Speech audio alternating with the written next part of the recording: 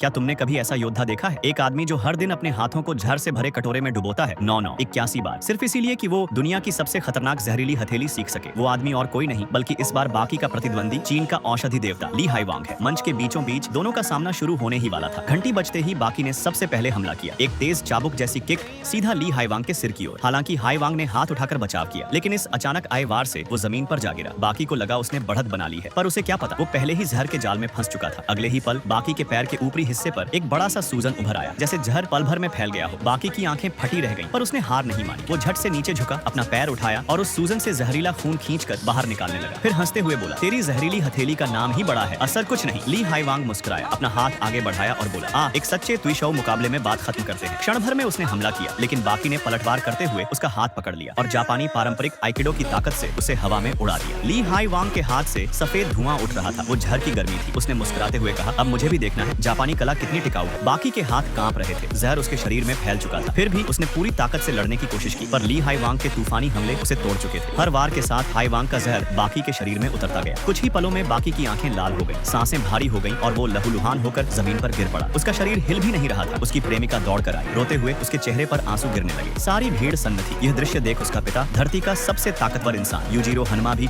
शांत चेहरा लिए खड़ा था। क्या सच में धरती का सबसे ताकतवर नौजवान बाकी हनुमा आज यही मौत के सामने झुक जाएगा?